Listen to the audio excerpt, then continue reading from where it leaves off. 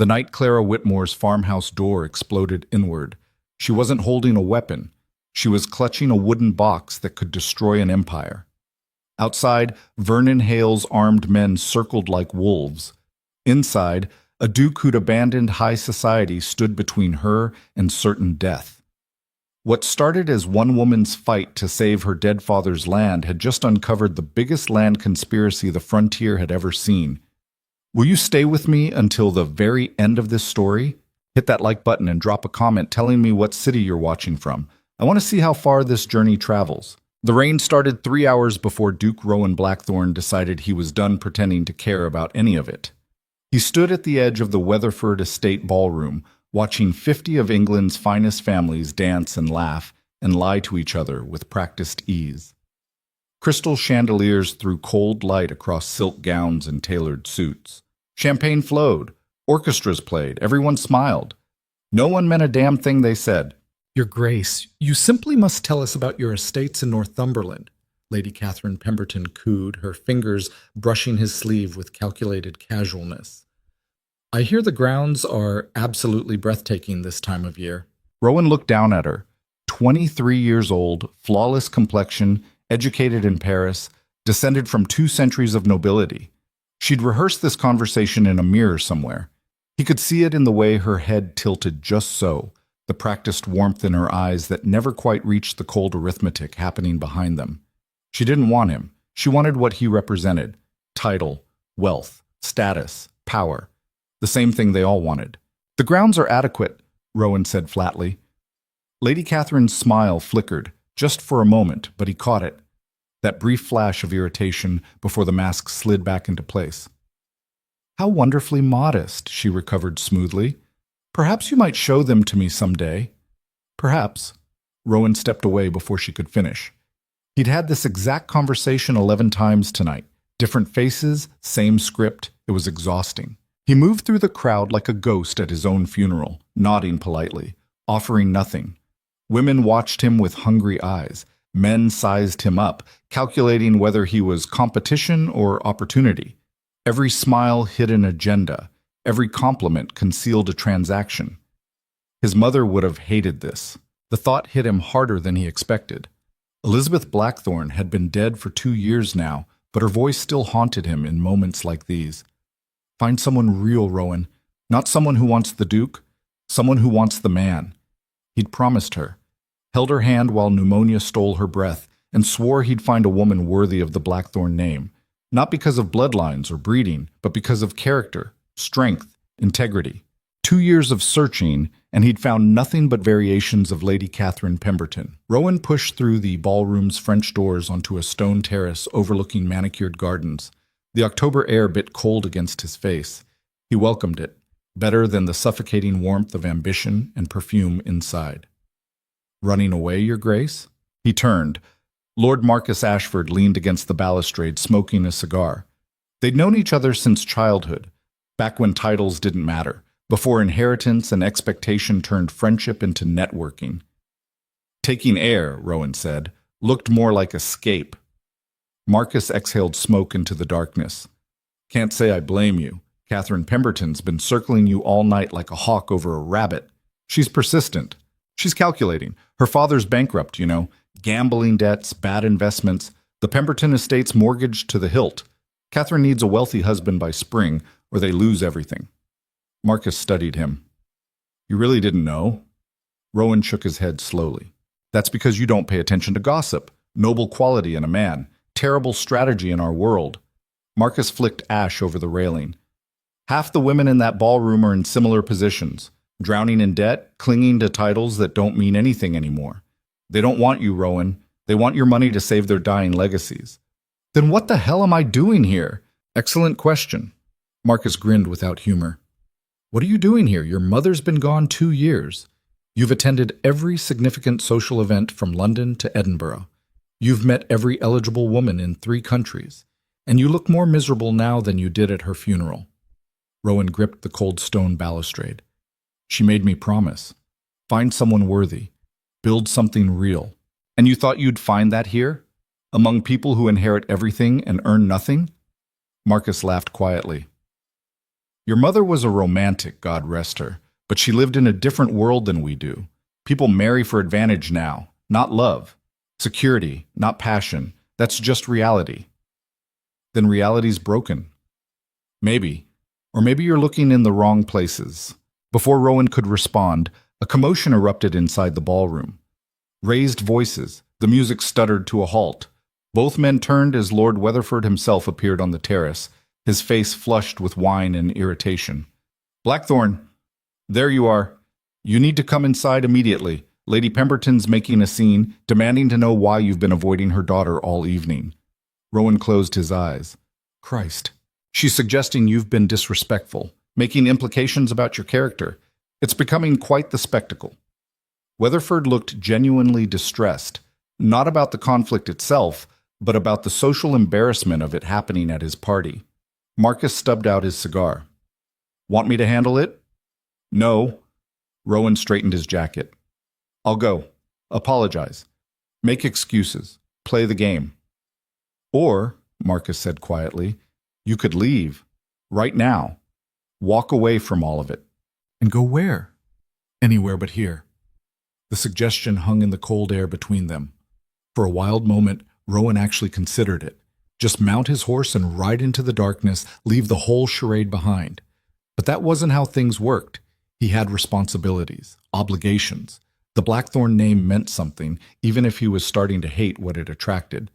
He went inside. Lady Pemberton stood in the center of the ballroom, her considerable presence commanding attention like a general addressing troops. She was a large woman, both in stature and personality, dripping with jewelry that probably cost more than most families earned in a decade. Simply unacceptable behavior from someone of his station, she was saying loudly. My Catherine is descended from the Duke of Marlborough himself, and to be treated with such casual disregard— Lady Pemberton, Rowan's voice cut through the noise. The crowd parted. He walked forward, feeling 50 pairs of eyes dissecting every movement. I apologize if my behavior seemed discourteous. It was not my intention to offend you or Lady Catherine. Not your intention? Lady Pemberton's face flushed darker. You've barely spoken 2 words to her all evening. Do you have any idea— Mother, please. Catherine appeared at her mother's elbow, mortification written across her perfect features. It's fine. His Grace doesn't owe us anything. Doesn't owe us? We're the Pembertons. Your father was bankrupt, Rowan said quietly. The ballroom went dead silent. Lady Pemberton's mouth opened and closed like a fish drowning in air. Rowan hadn't meant to say it. The word just came out, propelled by 2 years of frustration and exhaustion and disappointment. He saw Catherine's face collapse, saw the shame and humiliation flood her eyes, and felt immediately, violently sick with himself. I'm sorry, he said quickly. That was cruel and unnecessary. But the damage was done. Catherine turned and fled, her mother chasing after her. The crowd erupted in whispers. Lord Weatherford looked like he wanted to sink through the floor. Rowan stood there, aware he'd just committed social suicide, and found he didn't care as much as he should have. Well, Marcus said from somewhere behind him, that's one way to leave a party. Bikes. Rowan rode hard through the night, putting miles between himself and Weatherford Estate before the sun rose. He didn't know where he was going, didn't particularly care. The horse beneath him, a bay gelding named Archer, seemed content to run, and Rowan let him. By the time dawn broke gray and cold over the countryside, they were deep into territory he didn't recognize. Rolling hills gave way to rougher terrain. Farms grew smaller, more scattered. The roads turned from packed earth to rutted trails. He'd left England's polished heartland behind and entered the frontier territories, places where titles meant nothing and survival meant everything. The rain started around midday. Not the gentle English drizzle he knew, but a violent autumn storm that came down in sheets, turning the trail to mud and reducing visibility to almost nothing. Rowan pushed forward anyway, too stubborn to stop, until Archer began struggling and he realized he was risking the horse for no good reason. Through the rain, he spotted lights. A town, if you could call it that. Maybe 24 buildings clustered together where the trail widened. No sign announced its name. No welcoming committee waited.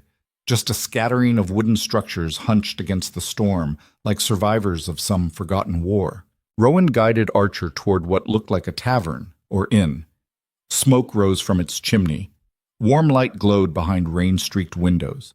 He dismounted, tied Archer under a crude overhang, and pushed through the door. The conversation inside stopped immediately. 15 faces turned to stare at him. Working men, mostly. Rough clothes, rougher hands, eyes that calculated threat the way ballroom eyes calculated status. The air smelled of wood smoke, wet wool, and something cooking that made his stomach growl despite the tension. "Help you?" The bartender, a thick-shouldered man with a scar running from his left eye to his jaw, didn't sound particularly helpful. "Looking for a room," Rowan said. "Just for the night. Storm's bad. We ain't a hotel. I'll pay." "Didn't say we wanted your money." This wasn't going well. Rowan glanced around the room, trying to read the situation. These men weren't hostile exactly, but they weren't friendly either. He was an outsider, and in places like this that marked you as either victim or predator. "Look," Rowan said carefully, "I don't want trouble, just shelter. I'll pay fair price, sleep in the stable if that's all you've got, and be gone by morning." A man at the corner table laughed. "Hear that, Jacob? He'll sleep in the stable, like he's doing us a favor." "Shut up, Tom." The bartender, Jacob apparently, studied Rowan more carefully. "You're a long way from wherever fancy folk come from. What brings you out here?" Rowan considered lying, then decided these men would spot a lie from a mile away. "Running from my own life, mostly." That got a few chuckles. Jacob's expression softened slightly. "Yeah, well, a lot of that going around." He jerked his head toward a narrow staircase. "Got a room upstairs. 2 shillings. Breakfast included, if you don't mind porridge." "That's generous, thank you." "Don't thank me yet. You'll hate the mattress." But Jacob was almost smiling now. Rowan paid, took the key, and climbed the stairs. The room was exactly as promised. Tiny, sparse, with a mattress that felt like sleeping on a bag of rocks. But it was dry and warm, and after the day he'd had, that felt like luxury. He lay down without undressing, listening to rain hammer the roof, and wondered what the hell he was doing with his life. He woke to voices arguing downstairs, loud ones. Rowan sat up, disoriented. The room was dark except for gray light seeping through a single grimy window. The rain had stopped, but the voices hadn't. "Can't keep doing this, Eli. She's going to get herself killed." "So what do you want me to do, Tom? She won't listen. You think I haven't tried? Then make her listen. You're her brother." "Half-brother, and that don't give me authority over Clara's choices. Never has." Rowan stood, moved to the window. Outside, the town looked even smaller in daylight. Muddy streets, weathered buildings, mountains rising in the distance like broken teeth. He checked his pocket watch. 6 in the morning. Downstairs, the argument continued.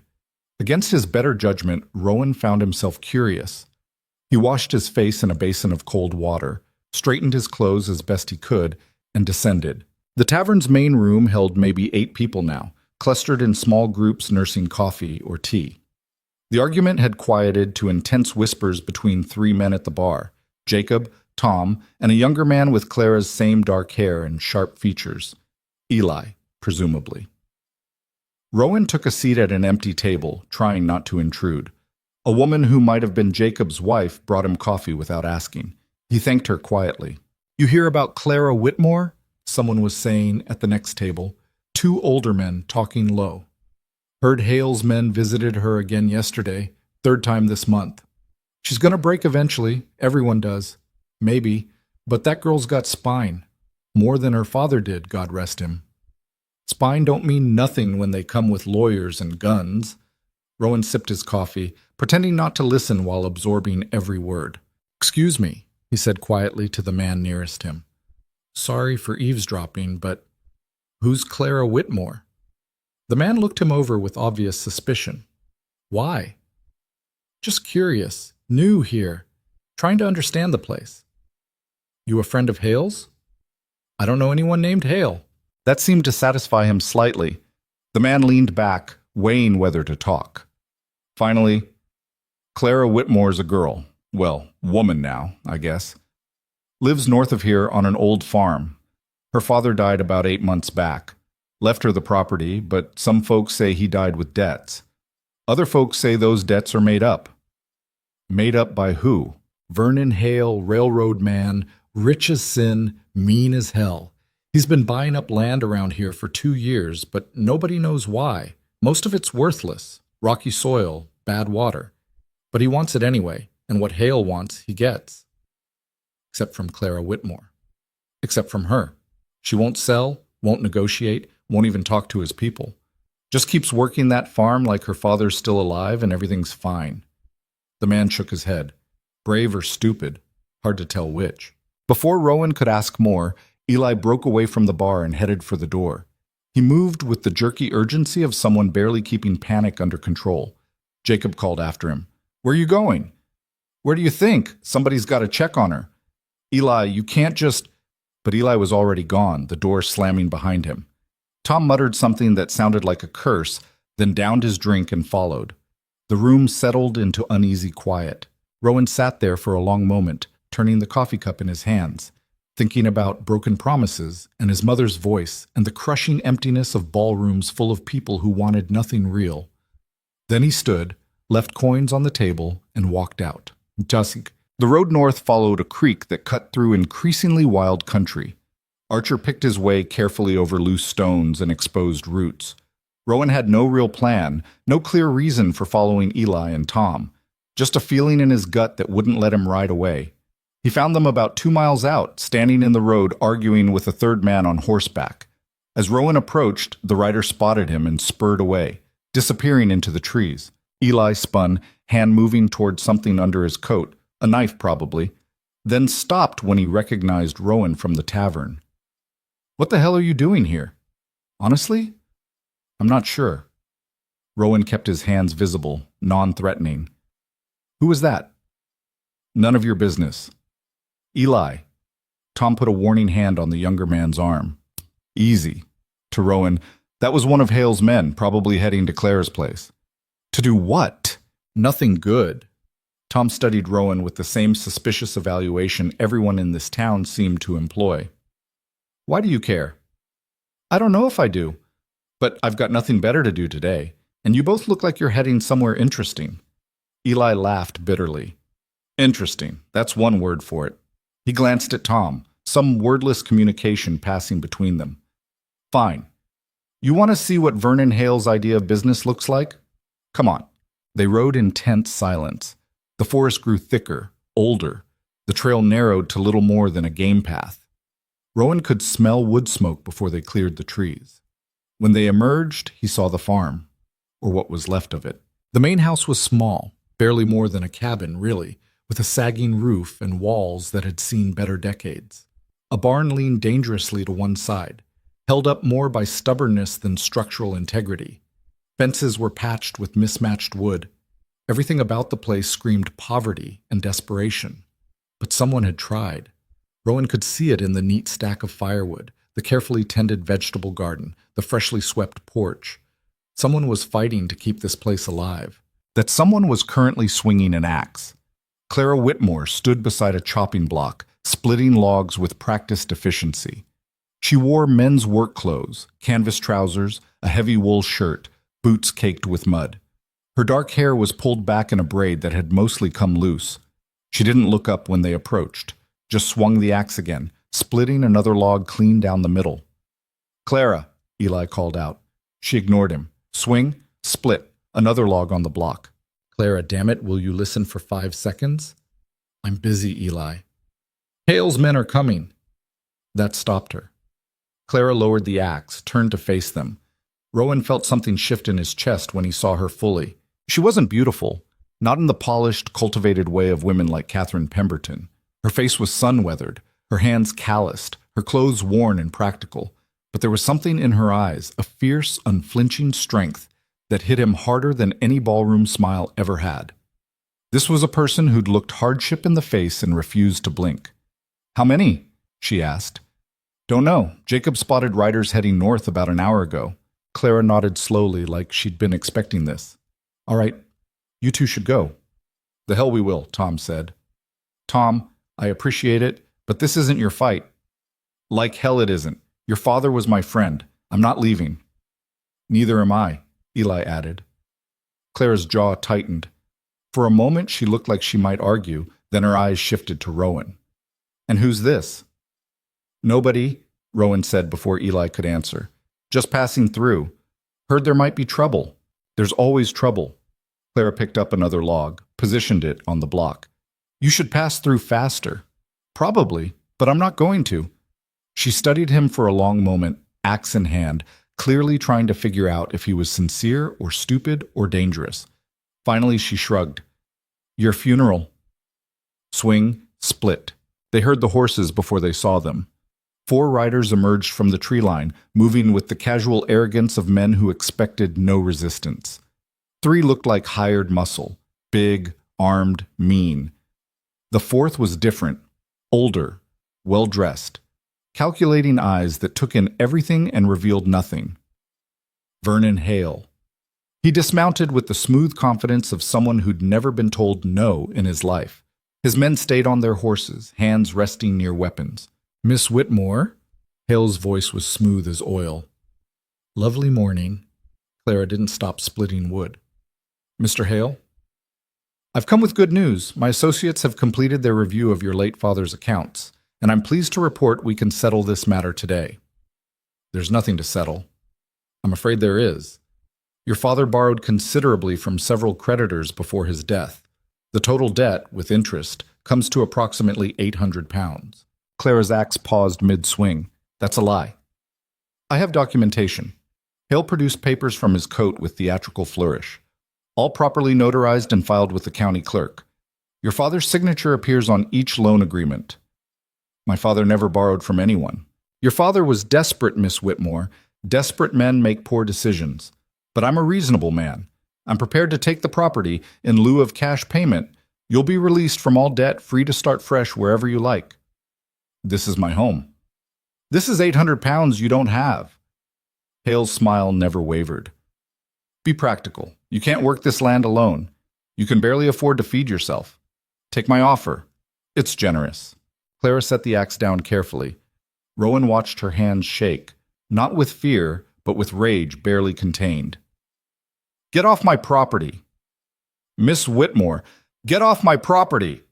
The shout echoed across the valley. Birds scattered from nearby trees. Hale's men shifted in their saddles, hands moving closer to guns. Hale's smile finally cracked. "You're making a mistake. The only mistake I'm making is not shooting you for trespassing. Threats won't change the facts. You owe money you can't pay. The law is on my side." "The law?" Clara laughed, brittle and sharp. "You mean the judges you bought? The county clerk you bribed? That law?" "Careful, Miss Whitmore. Slander is a serious accusation." "So is fraud." The air went electric with tension. Rowan found his hand moving toward the pistol he carried in his coat, something he'd brought for protection on the road and never expected to actually need. Hale studied Claire with eyes like a snake measuring prey. "I'll give you 1 week to reconsider. After that, I'll be forced to take legal action. Sheriff's men will arrive with eviction papers. If you resist, they'll remove you by force.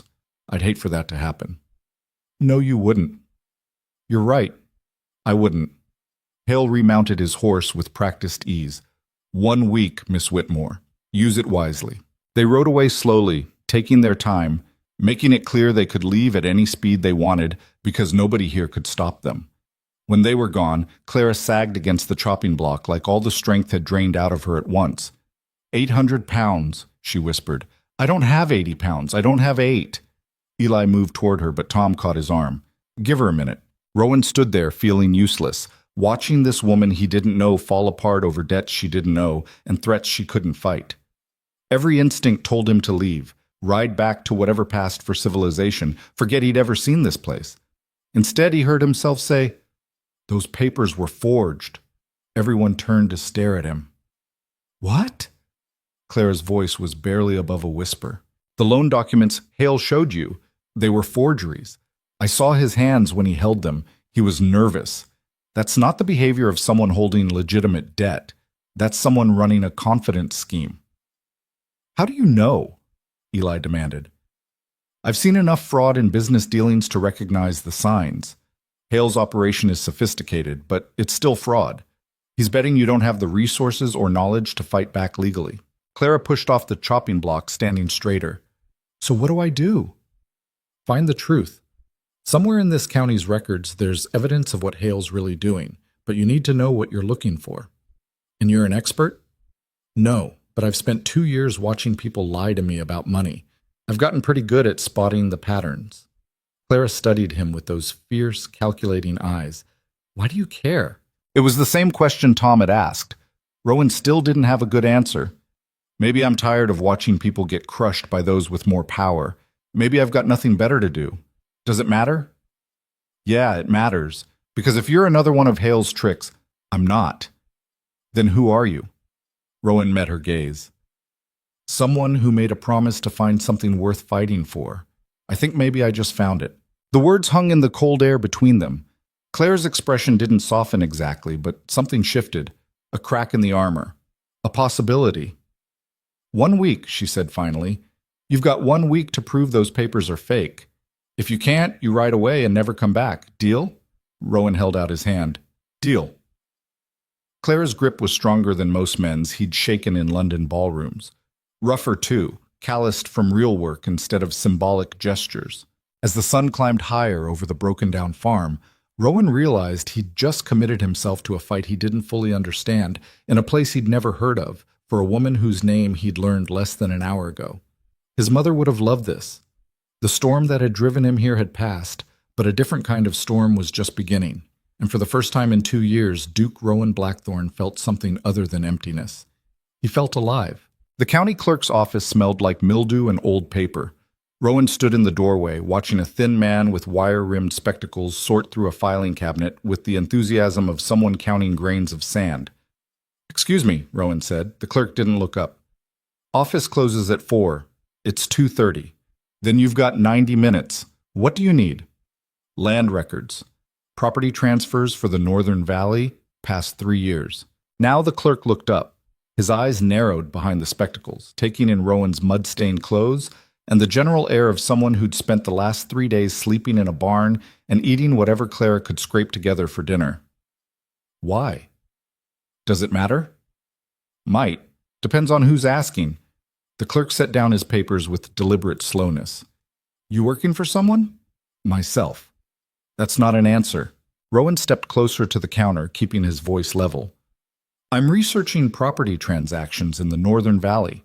Public records should be available for public review. Is there a problem?" The clerk's jaw tightened. "No problem. Just don't get many strangers coming in asking about Northern Valley properties these days. Makes a man curious." "Consider your curiosity noted. Can I see the records or not?" For a long moment, the clerk just stared at him. Then he shuffled toward a different cabinet, moving with the speed of cooling molasses. He pulled out a leather-bound ledger, dropped it on the counter with a thud that sent dust swirling into the afternoon light. "Northern Valley transactions, past 3 years. The clerk tapped the book with one finger. "You damage this, you pay for it. You remove it from this office, I call the sheriff. We clear?" Crystal. Rowan carried the ledger to a small table by the window and opened it. The first few pages were routine: families selling parcels to neighbors, estate settlements, normal transfers that happen in any rural community. Then, about 18 months back, the pattern shifted. Vernon Hale's name started appearing. Again and again and again. Rowan traced the entries with his finger, his chest tightening with each transaction. The Mackenzie farm, sold to Hale for £60 after outstanding debts, surfaced. The Morrison property, transferred to Hale's holding company following the owner's unexpected death. The Chen family's land, seized by the county for unpaid taxes, then immediately purchased by Hale at auction. 15 properties in 18 months, all following the same pattern, all sold for a fraction of their value, all to Vernon Hale. "Find what you're looking for?" Rowan glanced up. The clerk stood a few feet away, arms crossed, that same narrow-eyed suspicion carved into his face. "These transactions," Rowan said carefully, "were they all legitimate? Recorded in the official county ledger, aren't they?" "That's not what I asked." The clerk's expression didn't change. "Everything that gets recorded in that book is legitimate by definition. That's how official records work. Even if the debts were fabricated, even if the paperwork was forged, You making an accusation? I'm asking a question. Sounds like an accusation to me. The clerk moved closer, lowering his voice. Listen, friend, I don't know where you're from or what you think you're doing, but you're treading on dangerous ground. Vernon Hale is a respected businessman. If you're planning to spread lies about him, I'm not spreading anything. I'm reading public records. Then read them and keep your theories to yourself. The clerk's hand trembled slightly as he pointed toward the ledger. And when you're done, get out of my office. Rowan held the man's gaze. Fear. That's what he saw there, hiding behind the hostility. This clerk knew exactly what Hale was doing, and he was terrified of it. How much did he pay you? Rowan asked quietly. The clerk's face went white. Get out. How much? I said, get out! Rowan stood slowly, closed the ledger, and slid it across the counter. Thank you for your assistance. He walked out before the clerk could respond, his mind already racing through what he'd learned. 15 properties, all acquired through suspicious means, all concentrated in the northern valley around Clara's farm. Why? The land itself was worthless. Everyone in town had said so. Rocky soil, bad water, barely suitable for subsistence farming. So what was Hale really after? Rowan untied Archer from the hitching post and swung into the saddle. The sun was dropping toward the mountains, painting the sky in shades of orange and gold. He needed to get back to Clara's farm before dark, but first he had one more stop to make. The tavern was busier than it had been that first morning. 24 men crowded around tables, drinking, playing cards, arguing about things that probably didn't matter. Rowan spotted Jacob behind the bar and made his way over. You're still here, Jacob said, not quite a question. Apparently. Got a minute? Jacob glanced around the crowded room, then jerked his head toward a back door. They stepped into a small storage area filled with barrels and crates. The noise from the tavern became muffled. What do you need? Jacob asked. Information about the Northern Valley. Everyone wants information about the Northern Valley these days. What specifically? Why is Hale buying it all up? The land's worthless, but he spent a fortune acquiring properties. There has to be a reason. Jacob pulled out a cigarette, lit it with practiced ease. You ask a lot of questions for someone who's just passing through. Plans change. That they do. Jacob exhaled smoke toward the ceiling. You want the rumor or the truth? Both. Rumor is silver, deposits under the valley. Some surveyor did tests a few years back, found traces. Not enough to confirm a major vein, but enough to get people excited. Then the surveyor disappeared, his records vanished, and everyone forgot about it. Except Hale. Except Hale. Jacob tapped ash onto the floor. The truth?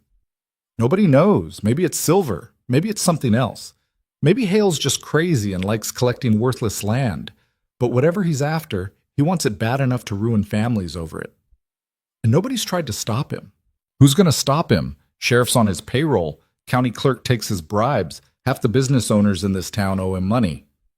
Jacob took another long drag. You think you can stop him? With what? Good intentions and pretty speeches? With evidence. Evidence, Jacob laughed bitterly. You really are from somewhere else, aren't you? Out here, evidence don't mean nothing when the law's already been bought. Then what does mean something? Jacob met his eyes. Survival. That's all that matters. Keeping your head down, protecting your own, and not making enemies with men who can crush you. He stubbed out the cigarette. Clara's father learned that lesson too late. Don't make the same mistake. What happened to him? Clara's father?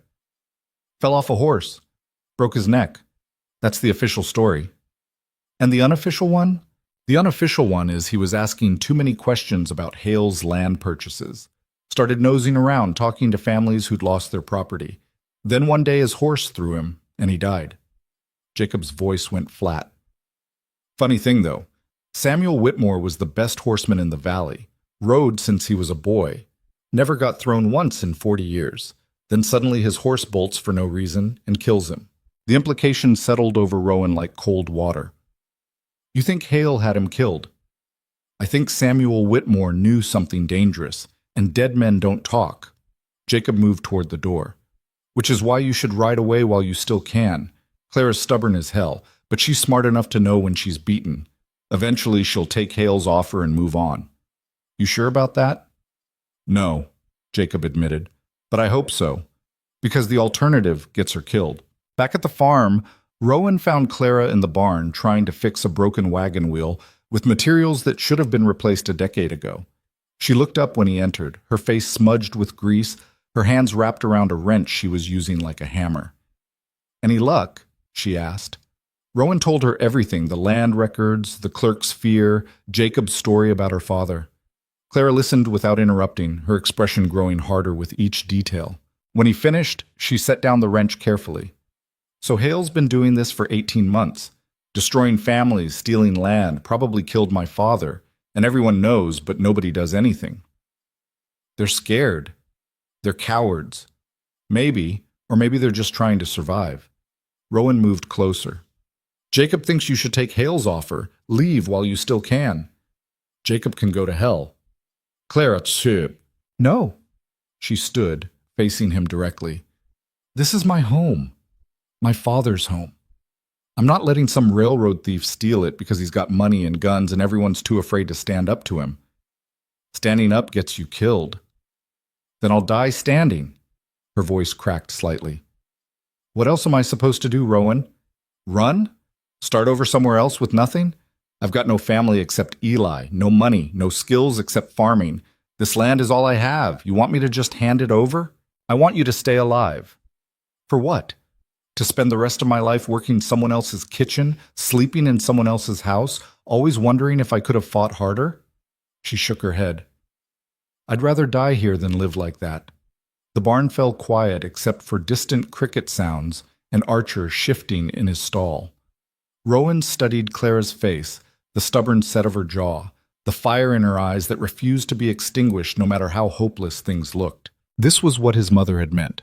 Not perfection, not elegance or breeding or social grace, just raw, unbreakable courage in the face of overwhelming odds. "Then we find proof," Rowan said. "Real proof. Something even Hale's bought judges can't ignore." "How?" "Everything's been erased, covered up, destroyed." "Not everything." "Your father was investigating Hale before he died. He must have found something. Otherwise, why kill him?" Clara's eyes widened slightly. "You think he kept records?" "I think he was smart enough to hide evidence where Hale couldn't find it. The question is where." They searched the house first. Every drawer, every cabinet, every loose floorboard. Clara moved through her father's belongings with a mixture of determination and grief, pulling out old letters, faded photographs, receipts for feed and supplies that meant nothing now. Rowan took the bedroom while Clara handled the kitchen.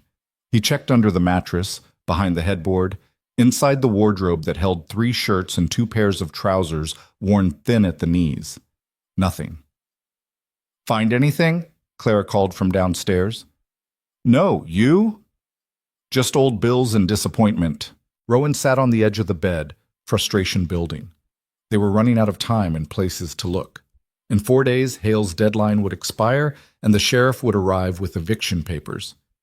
Unless they found something. His eyes fell on the wardrobe again. It was old, really old, hand-carved from oak that had probably been growing when this valley was still wilderness. The kind of furniture that got passed down through generations, built to last forever. Rowan stood, moved closer, examined the back panel. It was just slightly too thick. He knocked on it, solid. He knocked on the side panel, also solid. He knocked on the back again, hollow. "Clara," he called, "get up here." She appeared in the doorway, breathless. "What is it?" "Help me move this." Together they dragged the heavy wardrobe away from the wall. Behind it, the wallpaper showed a rectangular seam, barely visible. Clara's breath caught. "I never knew this was here." "Your father did." They peeled back the wallpaper carefully, revealing a small door cut into the wall itself. No handle, no lock, just pressure points that released when Clara pushed in the right sequence, something her father must have taught her when she was young, disguised as a game. The door swung open. Inside was a space no bigger than a bread box, and inside that space was a wooden box about the size of a thick book. Clara lifted it out with shaking hands. The wood was smooth, well-crafted, with her father's initials carved into the lid. "Open it," Rowan said quietly. She did. Papers. Dozens of them. Receipts, letters, survey maps, photographs. Clara spread them across the bed while Rowan lit every lamp in the room to see better. What they found made his blood run cold. Survey reports confirming massive silver deposits under the northern valley. Geological assessments showing potential veins worth millions. Letters between Hale and various business partners discussing how to acquire the land without driving up prices. Forged debt documents with the real signatures underneath, visible when held to light. Photographs of meetings between Hale, the county clerk, the sheriff, and 3 men whose names appeared on mining company letterheads. He knew, Clara whispered. My father knew everything. That's why they killed him. Clara picked up one letter, dated 2 weeks before her father's death. It was addressed to a newspaper editor in the state capital, outlining everything Hale had done. The letter had never been sent. He was going to expose them, Clara said. He was going to tell the whole world what Hale was doing. But he wanted proof first, so he gathered all this. Rowan held up a survey map showing drill sites marked across the valley. This is enough. With these documents, we can destroy Hale's entire operation. Clara looked at him with something like hope breaking through the despair. Are you sure? The evidence is solid. Forged documents, bribery, fraud, conspiracy. Even a bought judge would have trouble ignoring this. Rowan started organizing the papers. We take these to the state attorney general's office, file charges, get an investigation started before Hale's deadline expires. The capital's 3 days' ride from here. Then we leave tonight. Clara shook her head. I can't leave the farm undefended. Hale's men will burn it down the second they know I'm gone. So we send someone else. Eli, Tom, someone you trust. I don't trust anyone with this except myself. Clara's voice was firm. My father died protecting this evidence. I'm not handing it to someone else. Then I'll go.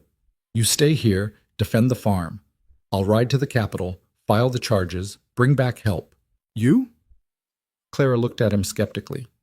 No offense, but why would they believe you? You're nobody. A stranger passing through. They'll think you stole these documents, made up the story. She was right. Rowan had no credibility, no connections in this territory. He could walk into the Attorney General's office with ironclad evidence, and they'd probably throw him out as a crank. Unless... The thought formed slowly, like ice crystallizing on water. Rowan had spent 2 years trying to forget who he was, what his name meant. But names had power. Titles opened doors. Even out here, in the frontier territories where England's nobility meant almost nothing, a duke could still command attention. They'll believe me, Rowan said quietly, because I'm Duke Rowan Blackthorne. My family has connections in Parliament, relationships with the Crown, influence that reaches even to these territories. He met Clara's shocked stare. I can get these documents in front of people who matter, people Hale can't buy or threaten. Clara stepped back like he'd slapped her. You're a duke? Yes. A duke? Like actual nobility? Yes. And you've been sleeping in my barn and eating my food and fixing my fences for 3 days without mentioning this? It didn't seem relevant. Didn't seem... Clara laughed, high and sharp. You're insane. Completely insane. What's a duke doing out here? Why aren't you in London, or wherever dukes live, doing duke things? Because I was tired of duke things. Tired of people who only cared about my title. I came out here looking for something real. Well, congratulations. You found poverty and desperation and a farm that's falling apart. Real enough for you? Rowan moved toward her. I found someone worth fighting for. Yes, that's real enough. Clara stared at him, something complicated moving behind her eyes. Fear, maybe. Or hope. Or both tangled together so tightly they couldn't be separated. If you're lying, she said slowly, if this is some trick, it's not. Then prove it. Go to the capital. Use whatever power you have. Stop Hale. Her voice hardened. And if you can't, don't come back, because I'd rather die fighting than live knowing I trusted the wrong person. That night, Rowan prepared to leave. He packed the documents carefully in waterproof leather, loaded supplies onto Archer, checked his pistol and knife. Clara watched from the porch, silent. Eli showed up just before dawn with Tom and 2 other men Rowan recognized from the tavern. Heard you're riding out, Eli said. Figured you might want company. It's dangerous. Everything's dangerous these days. Tom checked his rifle. Besides, can't let a duke ride alone into hostile territory. Bad for our reputation. Rowan looked at Clara. She nodded slightly. All right, he said. But we ride hard and we don't stop. 3 days there, file the charges, 3 days back. 1 week total. And if Hale's men come while you're gone, Clara asked, then you do what you do best. Survive. Rowan swung into the saddle. I'll be back, I promise. Don't make promises you can't keep. I haven't broken one yet. He thought she might say something else, but she just turned and walked back into the house. The door closed behind her with a sound like finality. They rode out as the sun broke over the mountains, 4 men carrying evidence that could destroy an empire. Rowan didn't look back. If he did, he wasn't sure he'd be able to leave. The first day passed without incident. They pushed the horses hard, covering ground quickly, speaking little. That night they camped in a clearing, taking turns on watch. Tom took first shift. Around midnight, he woke Rowan with a hand over his mouth. Someone's following us, Tom whispered. Rowan rolled out of his blanket, reaching for his pistol. How many? Can't tell. Saw movement about a quarter-mile back. Could be animals. Could be Hale's men. Wake the others.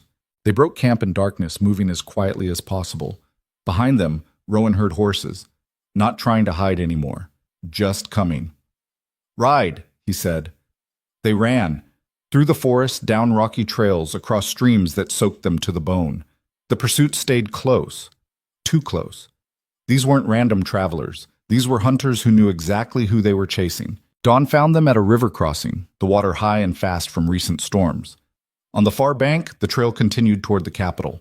Behind them, riders appeared through the trees, 6 of them, all armed. Rowan recognized the man in front, one of Hale's hired guns from the farm. End of the line, the man called across the water. Toss the documents over and you can leave. Fight, and we kill you here. Rowan's hand moved to his pistol. 4 men against 6. Bad odds. Worse terrain. If they tried to cross the river, they'd be shot before they made the other side. Eli's horse danced nervously. What do we do? Tom raised his rifle.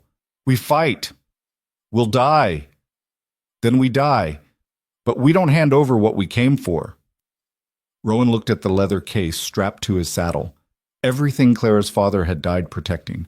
Everything that could save her farm and destroy Hale's operation. He thought about his mother's voice, about promises, about finding something worth fighting for. Tom's right, Rowan said. We don't give them anything. The man across the river shrugged. Your choice. Guns came up on both sides. And then, from the forest to their left, more riders appeared. 12 of them, then 24. Farmers, ranchers. Men from the tavern, men whose families had been destroyed by Hale's schemes. Jacob rode at their front, rifle across his saddle. Seems like you boys might need help, Jacob called. Hale's men looked at the new arrivals, did the math, and slowly lowered their weapons. This ain't over, their leader said. Yeah, it is, Jacob replied. You just don't know it yet. Now get out of here before we decide following people is worth shooting over. They left. Slowly. Reluctantly. But they left. Rowan turned to Jacob. How did you? Clara sent word. Said you might run into trouble. Jacob grinned. Turns out a lot of folks in this valley are tired of being scared. Figured it was time to do something about it. Tom laughed, releasing tension. Took you long enough. Better late than dead. Jacob gestured toward the river. Now get moving. You've got a duke to play and a criminal to bury. They crossed the river together, dozens of riders moving as one. And for the first time since arriving in this valley, Rowan felt like maybe they actually had a chance. The state capital rose from the plains like something out of a fever dream. 3-story buildings, cobblestone streets, gas lamps that actually worked. After a week in the valley's mud and poverty, the sight of it made Rowan's chest tighten with something he couldn't quite name. Relief, maybe. Or dread that even here, civilization might not be enough to stop what was coming. Jacob and most of the riders peeled off at the city limits. This is your show now, Jacob said, gripping Rowan's hand. Don't waste it. I won't. And Rowan, if this doesn't work, don't come back. Clara won't survive seeing you fail. The words sat heavy in Rowan's gut as he watched them ride away. Then he turned Archer toward the government district, Eli and Tom flanking him like guards escorting a prisoner to execution. The Attorney General's office occupied the 2nd floor of a granite building that probably cost more than Clara's entire farm. Inside, a secretary with perfect posture and a dress that screamed expensive looked up from her desk with the kind of smile reserved for people she planned to dismiss immediately. "May I help you?" Her tone suggested she'd rather not. "I need to see Attorney General Morrison. It's urgent." "Do you have an appointment?" "No, but then I'm afraid Mr. Morrison isn't available. If you'd like to schedule, tell him Duke Rowan Blackthorne is here regarding criminal conspiracy, fraud, and murder in the Northern Territories." Rowan kept his voice level, formal, the tone he'd learned in London ballrooms, the one that made servants straighten and doors open. "Tell him I have evidence. And tell him if he doesn't see me in the next 5 minutes, I'll walk across the street to the newspaper office and make this the headline of tomorrow's edition." The secretary's smile evaporated. She stood, disappeared through a heavy oak door, and returned 30 seconds later looking pale. "Mr. Morrison will see you now." The Attorney General was a compact man in his 50s with iron-gray hair and eyes that evaluated Rowan the way a jeweler evaluates a stone, looking for flaws, calculating value. His office smelled of leather and tobacco and old money. Duke Blackthorne. Morrison didn't stand. "Your reputation precedes you, though I confess I'm surprised to find you in my territory looking like you've been living in a ditch. Appearances can be deceiving." "Indeed." Morrison gestured to chairs. "Please, sit. Tell me what's so urgent it requires threats of public scandal." Rowan remained standing. "Vernon Hale is running a land fraud operation in the Northern Valley. He's been using forged documents, bribed officials, and intimidation to steal property from farmers. I have evidence that proves it." He placed the leather case on Morrison's desk. The Attorney General didn't touch it. "That's quite an accusation." "It's documented fact. Survey reports, forged debt papers, correspondence between Hale and corrupt officials, everything you need to file charges." "And where did you acquire this evidence?" "From a dead man's hidden records. Samuel Whitmore. He was killed 8 months ago under suspicious circumstances." "Suspicious how?" "Thrown from his horse, despite being the best rider in the valley, right after he started investigating Hale's operation." Morrison leaned back in his chair, steepling his fingers. "You understand how this sounds? A British duke shows up claiming conspiracy and murder based on documents allegedly hidden by a dead farmer? No witnesses, no corroboration, just papers that could have been fabricated by anyone. The geological surveys are genuine, so are the letters. Any expert can verify. Any expert Hale hasn't already bought, you mean?" Morrison's expression didn't change. "You're asking me to launch an investigation that will cost significant resources, destroy a prominent businessman's reputation, and potentially embarrass powerful people in this territory. Based on what? Your word?" Rowan felt the floor shifting under him. "Based on evidence. Evidence you could have manufactured. For all I know, you're working some angle yourself. Maybe you want Hale's land. Maybe you're settling a personal grudge. Maybe you're just another British noble looking for adventure in the frontier." Morrison finally reached for the leather case, but didn't open it. "I'll have my people review these documents. If they check out, we'll consider next steps. But I'm not filing charges based on one man's accusations, Duke or otherwise." "How long will the review take?" "Weeks? Maybe months? These things require thoroughness." "We don't have months. Hale's deadline expires in 4 days. He's going to evict Clara Whitmore and seize her property. If we don't act now, then Miss Whitmore should have paid her debts." Morrison's voice went cold. "I'm sorry if that sounds harsh, Your Grace, but I can't halt legal proceedings based on unverified accusations. If the woman owes money, she owes money." "The debt is forged." "According to documents you claim to have found. Documents I haven't verified. Documents that may themselves be forgeries." Morrison stood, signaling the meeting was over. "Leave the evidence. I'll review it, but I won't make promises I can't keep." Rowan wanted to grab the man by his expensive collar and shake him until he understood. People were dying. Families were being destroyed. Clara was going to lose everything. But Morrison's face was set like stone, unmovable by anything as insignificant as desperation or truth. "One more thing," Morrison said as Rowan turned to leave. "Vernon Hale is a major donor to this territory's development fund. He's built schools, funded roads, supported businesses. He's not some cartoon villain. He's a respected member of this community. So when you go making accusations, remember that destroying him destroys a lot of good, along with whatever bad you think you've uncovered. He killed Samuel Whitmore. You think he did? There's a difference." Morrison opened his door. Good day, Your Grace. I'll be in touch. Outside, Eli and Tom waited on the steps. One look at Rowan's face told them everything. He's not going to do anything, Eli said. Not a question. He'll review the evidence, eventually, maybe. Rowan wanted to put his fist through something. Weeks, he said. We've got 4 days. Tom spat into the gutter. So we wasted the trip. No, Morrison's not the only option. Rowan scanned the street until he found what he was looking for, the newspaper office Jacob had mentioned. Come on. The Territory Herald occupied a cramped storefront that smelled of ink and ambition. A young man with wild hair and ink-stained fingers looked up from a printing press as they entered. We're closed for... He stopped, taking in Rowan's appearance. You're either very lost or very desperate. Which is it? Desperate. You the editor? Owner, editor, reporter, and janitor. Martin Webb. What do you want? To give you the story of your career. Rowan pulled out copies he'd made of the key documents before leaving Morrison's office. How much do you know about Vernon Hale's land acquisitions? Webb's eyes sharpened. I know he's bought half the Northern Valley in 2 years. I know families who used to own that land are now begging in the streets. I know asking questions about it is a good way to lose advertisers. He crossed his arms. Why? Because it's all fraud. Forged documents, bribed officials, murdered witnesses. And I can prove it. For the next hour, Rowan laid it out. Every transaction, every forged signature, every suspicious death. Webb listened, asked sharp questions, examined the documents with the critical eye of someone who'd been lied to professionally. Finally, he sat back. This is real. Yes. You understand what publishing this means? Hale will sue me into oblivion. His friends will pull their advertisements. I'll be lucky if this paper survives the week. Then don't publish it. Rowan met his eyes. Or publish it and change everything. Your choice. Webb laughed, running his hands through his hair. You're insane, you know that? I've been told. And you're serious? You'll stake your reputation as a duke on this story? I'll stake everything on it. Webb looked at the documents again, then at Rowan, then at the printing press sitting silent in the corner. When do you need this?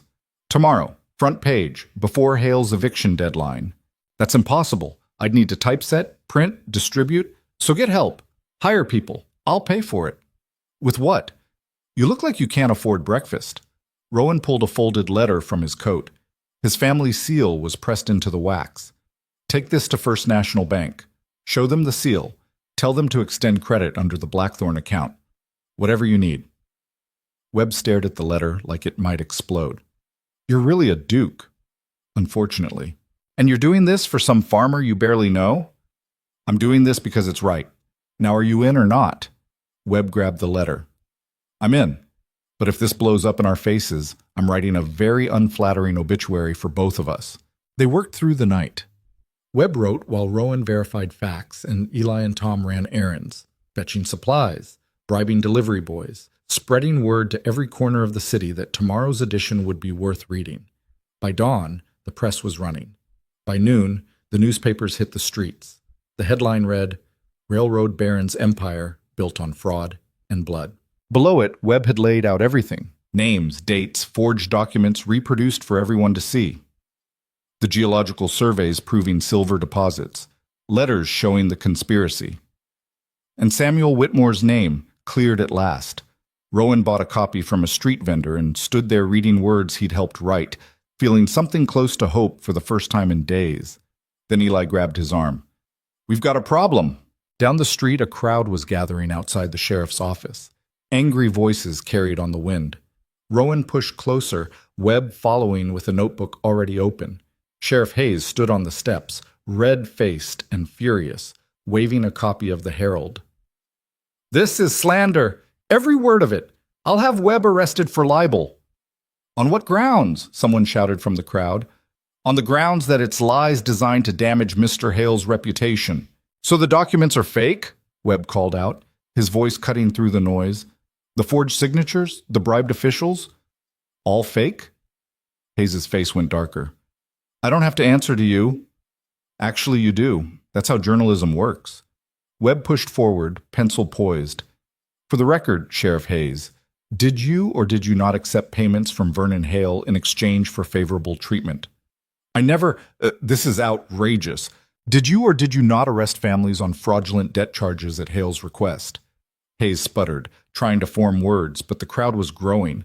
Workers, merchants, families who'd lost their land, people who'd been too scared to speak up before but found courage in numbers. "Where's Hale?" someone demanded. "Probably running," another voice answered. "Rats always run when the light hits them." But they were wrong. Vernon Hale walked up the street with the calm confidence of a man who owned everything in sight. He carried himself like royalty, expensive suit, immaculate, expression carefully neutral. Behind him walked 3 lawyers and twice as many hired guns trying to look like bodyguards. The crowd parted.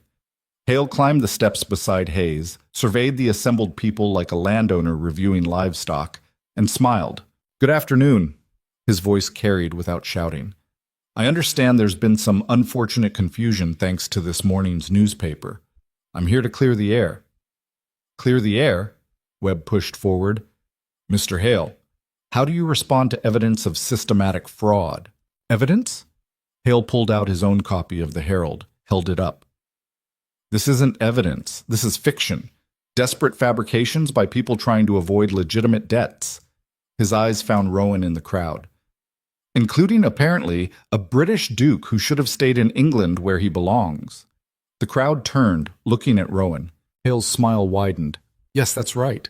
Duke Rowan Blackthorne, the man behind these accusations. A foreigner with no ties to this territory, no understanding of our laws, who's decided to play hero for reasons I can only imagine." He paused for effect. "Perhaps he's after the silver himself. Perhaps he's in league with criminal elements trying to steal land through slander. Whatever his motives, they're not pure." "My motives are stopping you from destroying innocent families," Rowan said, his voice carrying. "Innocent. Miss Clara Whitmore owes £800 in legitimate debt. That's not my opinion. That's documented fact filed with the county clerk. Documented forgery filed by a clerk you bribed. Prove it." "I just did. In the newspaper. With your own letters." Hale laughed, and it sounded genuinely amused. "Those letters are clever forgeries. My lawyers are already preparing defamation suits against Mr. Webb and anyone who aided him, including you, Your Grace. I hope your family's fortune can handle British nobility being sued in American courts. It won't look good in the London papers." The threat hung in the air. Webb went pale. Even Rowan felt it. The weight of Hale's power, the machinery of law and money and influence grinding into motion. "But I'm a reasonable man," Hale continued. "I don't want this to escalate, so I'm making a public offer. Miss Whitmore has until sunset to accept my original terms. After that, the eviction proceeds and the lawsuits begin. Her choice." "That's 3 days early," Eli shouted. "You said a week." "I said 1 week from my last visit. That was 4 days ago. The deadline is today. Sunset." Hale checked his pocket watch. 6 hours from now, I suggest someone rides fast to deliver the news." He descended the steps, his entourage closing around him. The crowd parted again, people too confused and scared to do anything else. Rowan tried to push forward, but hands grabbed him, Tom and Eli, holding him back. "Don't," Tom hissed. "Not here. Not like this." Hale paused at the edge of the crowd, turned back. "Oh, and Your Grace, tell Miss Whitmore that if she burns my offer this time, I'll make sure she doesn't get another one. Not from me, not from anyone. She'll spend the rest of her life working off that debt in ways I'm sure she won't enjoy. We clear?" The implication was obvious, disgusting. Rage flooded Rowan's vision red. He broke free from Tom and Eli, crossed the distance to Hale in 3 strides, and hit him. The punch landed square on Hale's jaw, snapping his head sideways. The businessman staggered, caught himself, touched his split lip with genuine surprise. "You just assaulted me," Hale said quietly. "In front of witnesses, including the sheriff. Arrest me then." "Oh, I will do much worse than arrest you." Hale's smile returned, blood on his teeth now. "I'm going to destroy you. Your reputation, your fortune, everything you brought to this territory. And then I'm going to take Clara Whitmore's farm anyway, because you just proved my point. You're not a hero. You're a violent foreigner who can't control himself. No judge in this territory will side with you now." Hayes moved forward, hand on his pistol. "Duke Blackthorne, you're under arrest for assault." The crowd erupted in shouts, some defending Rowan, others defending Hale, most just confused and scared. Webb was writing frantically. Hale's lawyers were already conferring, and Rowan stood there, his knuckles bleeding, watching his one chance to help Clara evaporate like morning fog. Eli grabbed his arm. "We need to go. Now." "I'm not running. You're not helping her by getting arrested either. Move." They ran, down alleys, through side streets, losing themselves in the maze of the city, while shouts echoed behind them. Finally, they collapsed in a stable yard 3 blocks away, breathing hard. "What the hell were you thinking?" Tom demanded. I wasn't." "No kidding. You just gave Hale everything he needed. Now you look like the criminal and he looks like the victim."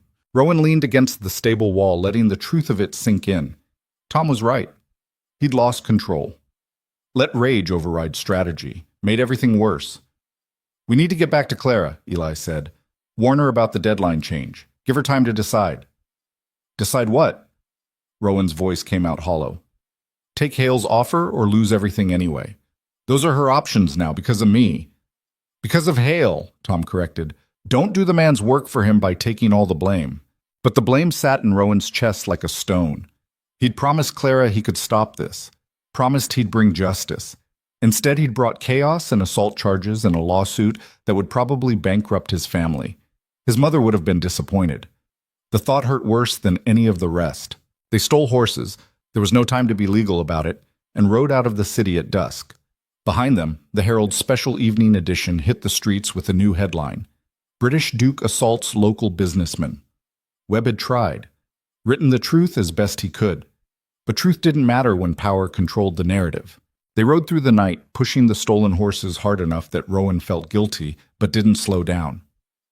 Dawn found them halfway back to the valley, exhausted and covered in road dust. That's when they saw the smoke, black columns rising from the direction of Clara's farm. Too much smoke. Too dark. "No," Eli breathed. They spurred the horses faster, fear driving them now instead of urgency. The smoke grew thicker as they approached, choking the morning air with the smell of burning wood and something else. Something that made Rowan's stomach turn. They crested the final hill and saw it. The barn was gone. Collapsed into itself, still burning. The fields around the house were scorched black, fences destroyed. And the farmhouse itself. The front door hung off its hinges, windows shattered, walls marked with bullet holes and axe strikes. Rowan was off his horse before it fully stopped, running toward the house with his pistol drawn. "Clara! Clara!" Silence answered him. He burst through the broken door into chaos. Furniture overturned, dishes smashed, blood on the floorboards, not a lot, but enough to make his heart stop. "Clara!" His voice cracked. "Upstairs!" Tom's shout carried from above. Rowan took the stairs 3 at a time. Found Tom standing in the bedroom doorway, his face white. The room had been destroyed. The wardrobe smashed open, the hidden compartment exposed and empty. Everything torn apart like animals had been through it. But Clara wasn't there. "Where is she?" Rowan demanded. "Gone." Tom pointed to the window. "Looks like she went out this way. There's rope marks on the sill." Eli appeared behind them, holding something. Clara's axe. The handle was broken, the blade covered in blood that wasn't hers. "She fought," Eli said quietly. "Hard." "Then where—" A voice called from outside, weak but alive. "Here." They rushed out to find Clara emerging from the tree line, supported by Jacob. She was alive but barely, face bruised, arm wrapped in makeshift bandages, moving like everything hurt. "Clara." Rowan reached for her, but she pulled away. "Don't. You're hurt. I said don't touch me." Her voice was cold enough to stop him dead. "Where were you?" "The Capitol. Fighting for you. We published everything, exposed Hale, while his men burned my home." Clara's eyes were empty of everything except exhaustion. "They came last night, dozens of them. Said the deadline moved up. Said I had until sunset to surrender the deed or they'd take it by force. We tried to get back. Jacob and the others held them off as long as they could, but there were too many." She gestured weakly at the smoking ruins. "They took everything, the livestock, the tools, anything worth selling. Then they burned the barn and told me I had until today to sign or they'd come back and finish the job." Rowan felt the world tilting. "Did you sign?" Clara looked at him with something too tired to be anger. What choice did I have? My home was burning. People were dying. You were gone playing Duke in the city while everything here fell apart. She pulled a paper from her pocket. Transfer of deed signed in her shaky handwriting. I gave them the land. It's over. No, we can fight this. Morrison's reviewing the evidence. Webb published. I don't care about Morrison or Webb or your evidence. Clara's voice finally broke. I'm done. You hear me? I'm done fighting. I'm done losing. I'm done with all of it. She turned and walked away, Jacob supporting her. Rowan stood there in the ruins of everything he'd tried to save and felt the full weight of his failure crushing down. He'd promised to protect her, promised to stop Hale, promised to bring justice. Instead, he'd brought ashes and surrender and the bitter taste of defeat. Eli found Rowan 3 hours later sitting in the remains of the barn, holding a piece of charred wood that might have once been part of Clara's father's workbench. She's at Jacob's, Eli said quietly. Won't talk to anyone, won't eat, just sits there staring at nothing. Rowan didn't respond. What was there to say? He'd failed. Completely. Spectacularly. The kind of failure that destroyed more than just property. Tom's organizing the men, Eli continued. Says we can still fight this. Says the deed transfer was under duress, won't hold up legally. It'll hold up fine. Hale owns the sheriff, the clerk, probably half the judges. He'll make it legal. Rowan threw the wood fragment into the ash. I made everything worse. If I'd just stayed out of it, then Clara would still be alone and Hale would still be stealing. Eli sat down beside him, his boots crunching on debris. You tried. That's more than most people did. Trying doesn't rebuild her barn, doesn't give her back the land. No, but it gave her hope for a while. That's worth something. Rowan looked at Clara's half-brother, this young man who'd lost just as much but somehow wasn't drowning in self-pity. How are you not angry? I'm furious, but anger without direction just burns you up inside. Eli picked up his own piece of charred wood, examined it like it held answers. My father, Clara's father, he used to say that fighting isn't about winning every time. It's about showing up every time, even when you know you'll lose. That's a terrible philosophy. Maybe, but it kept him swinging until the end. Eli stood, offered his hand. Come on. Sitting in ashes won't fix anything. Rowan let himself be pulled up. They walked back toward the house, past scorched earth and broken fences and all the evidence of Hale's victory. Inside, Tom had spread a map across the kitchen table. A dozen men crowded around it, farmers, ranchers, workers who'd ridden with them to the capital. Their faces were hard with determination that Rowan didn't feel. Here's what we know, Tom was saying, pointing to marks on the map. Hale's operation is centered here at his main office. He keeps records, staff, probably copies of all the forged documents. If we could get inside, we'd be arrested for breaking and entering, someone interrupted, then hanged for theft. Not if we had legitimate cause, not if we were serving a warrant. What warrant? Morrison hasn't filed charges. Then we make him. Tom looked up as Rowan entered. You still have those documents? The ones Morrison wouldn't act on? Rowan nodded slowly. He'd made copies before leaving the capital, hidden them in his saddlebag out of paranoid caution that now seemed prescient. Good, because Webb's article caused enough noise that Morrison can't completely ignore it. Public pressure's building. If we push harder, it won't matter. Clara's voice cut through the planning. She stood in the doorway, Jacob behind her looking worried. Morrison's not going to file charges. The governor's not going to intervene. Nobody with real power cares what happens to people like us. Clara, Rowan started. Don't. I'm not interested in more promises you can't keep. She moved to the table, looked at the map with empty eyes. Hale won. He always wins. That's how the world works. So what? We just give up? Tom demanded. Let him take everything? He already took everything. Not everything. He took your land, your home, but he hasn't taken your fight. Clara laughed, bitter and broken. My fight? I don't have any fight left. I'm done, Tom. I'm going to find work somewhere. Maybe the city, maybe farther. Somewhere Hale's name doesn't reach, and I can forget this place ever existed. The room went silent. Outside, wind moved through the valley, carrying ash and the smell of destruction. Rowan watched Clara's face and saw his own despair reflected there. This was what defeat looked like. Not dramatic, not noble, just tired people making survival calculations. "I'm sorry," he said quietly. Clara met his eyes. "For what? Trying to help? Making things worse? Punching Hale and giving him everything he needed to destroy us faster?" She shook her head. "Doesn't matter. What's done is done. It matters to me." "Then you're a fool." But her voice cracked on the words. "You should go back to England, back to your ballrooms and fancy estates. This isn't your world." "Maybe not."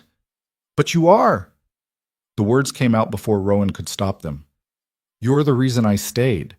The reason I fought. Not the land, not justice. You." Clara stared at him. The room held its breath. "That's the problem," she said finally. "You made this about me instead of about what was right. And now we've both lost." She walked out. Jacob followed, throwing Rowan an apologetic look that didn't help. Tom cleared his throat awkwardly. "Well, that was—" "Don't," Rowan said. "Just don't." He left them planning impossible rescues and headed outside into the gray afternoon. The sky looked like it might rain. Appropriate. Everything else had fallen apart. Why not the weather, too? He found Archer in what was left of the stable, untouched by the fire through luck, or perhaps the attacker's minimal decency. The horse nickered softly, bumping his shoulder. "Yeah," Rowan muttered. "I know. I'm an idiot. He should leave." Clara was right about that. Go back to England, back to his mother's disappointed ghost and the empty promises he'd made at her deathbed. Find some suitable wife who wanted his title. Live the life he was supposed to live. Instead, he found himself walking toward the tree line where Clara had disappeared during the attack. Following her path through underbrush and fallen branches until he reached a clearing he hadn't known existed. Clara sat on a fallen log, staring at nothing. She didn't acknowledge his approach. Rowan sat down a few feet away, leaving space between them. "I really am sorry." "I know. I thought I could fix it, thought being a duke meant something out here. It doesn't mean anything anywhere. Titles are just words people use to feel important." Clara picked at the bark on the log. "My father used to say that out here, the only thing that matters is what you can do with your hands. Everything else is just talk." Smart man. He was. Smart enough to know when he was outmatched, not smart enough to stop fighting anyway. She glanced at Rowan. "Like you." "I'm not smart at all." "I proved that." "You're smart enough to know you failed. That's something." Clara's expression softened slightly. "Most men would have blamed me. Said I didn't fight hard enough, didn't hold on long enough. You fought harder than anyone I've ever met, including myself." They sat in silence for a while. Birds called in the distance. The wind picked up, bringing the smell of rain closer. "What are you going to do?" Rowan asked finally. "I don't know. Jacob offered me work at the tavern, serving drinks to the same people who watched my home burn and did nothing. That's not fair. They tried. They tried when it was safe. When you convinced them there might be a chance. But the second things got dangerous, they disappeared. All except you." Clara looked at him properly for the first time since the barn. "Why did you stay?" "Really? Don't give me lines about promises or doing what's right. Why did a duke from England give up everything for a farmer he barely knows?" Rowan considered lying, considered giving some noble answer about justice and duty. But Clara deserved truth, even if it made him look pathetic. "Because for 2 years I've been searching for something real, something that mattered, and I found it in you." He met her eyes. "You're the first person I've met in years who didn't want something from me, who didn't care about my title or my money. You just wanted help, and I wanted to be someone who could give it." "But you couldn't." "No, I couldn't." The admission hurt like glass in his throat. "I was arrogant enough to think I could ride in and fix everything. That wealth and connections made me some kind of savior, but all I did was make Hale move faster." Clara was quiet for a long moment. Then, "You know what the worst part is? I started believing you. Started thinking maybe someone actually cared enough to fight for me. Not for my land or some principle. For me." She laughed without humor. "Guess we were both fools. I do care." "I know. That's what makes it worse." The first raindrops started falling. Cold and heavy, the kind that promised a real storm. Clara stood, started back toward the farm. Rowan followed, both of them getting soaked before they reached the house. Inside, the planning session had devolved into arguments. Tom wanted to raid Hale's office. Someone else suggested burning it down. A third voice called for gathering everyone in the valley and marching on the sheriff's office. None of that works, Eli cut through the noise. We try any of it. We'll be arrested or killed. Hale's waiting for us to do something stupid so he can crush us legally. So what do you suggest? Bake him a cake and apologize? I suggest we think instead of react. Use our heads instead of our pride. Easy for you to say. You didn't lose anything. The accusation hung in the air. Eli's face went hard. I lost the same farm you're all pretending to care about. Lost my father. Lost any future I might have had here. So don't tell me I haven't lost anything. Before the argument could escalate, hoofbeats sounded outside. Everyone froze.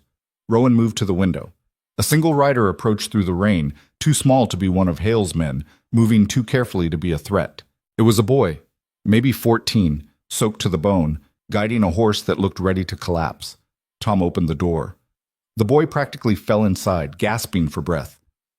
Message, he managed. From the Capitol, for Duke Blackthorne. Rowan took the sealed envelope the boy offered, broke it open. Read words that made the room tilt sideways. What is it? Clara asked. Rowan looked up, his hands shaking slightly. Morrison filed charges against Hale, the county clerk, Sheriff Hayes, and 6 other officials. Warrants issued. Federal marshals are en route. The room erupted in shocked voices. When? How? Why now? Rowan scanned the letter again. Webb's article reached the territorial governor, created enough political pressure that Morrison couldn't ignore it, and my assault on Hale, he almost laughed. My assault convinced Morrison I was serious enough to stake my reputation on it, proved I believed the evidence was real. So hitting Hale actually helped? Tom sounded amazed. Apparently, Rowan looked at Clara. There's more. The deed transfer is being challenged. Morrison's office is claiming it was obtained through intimidation and fraud. They're freezing all Hale's property acquisitions pending investigation. Clara's face showed nothing, like she didn't trust the words, like hope had hurt her too many times already. Does that mean, Eli started. It means maybe we didn't lose, Rowan said. Maybe we actually won. The words felt strange in his mouth. Foreign. After days of failure, victory didn't fit right. But the letter was real. The charges were real.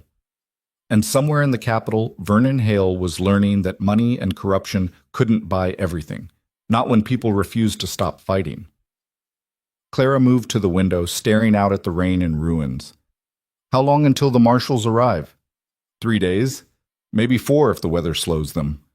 And Hale knows about this? Probably. Morrison would have sent notification of the charges. Then we have 3 days before he runs or destroys evidence or kills everyone who testified against him.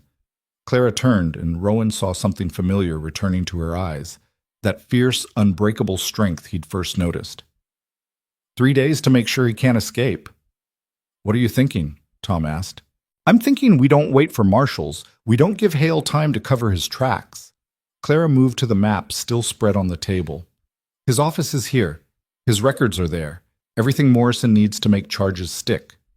You want to break in, Rowan said. Not a question.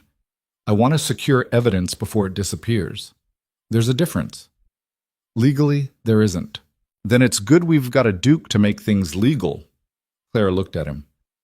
You still have that letter? The one giving you authority to investigate? Rowan did. A formal document from Morrison's office, created after their meeting, authorizing Duke Blackthorne to gather additional evidence. He'd forgotten about it in the chaos. We use that, Clara continued.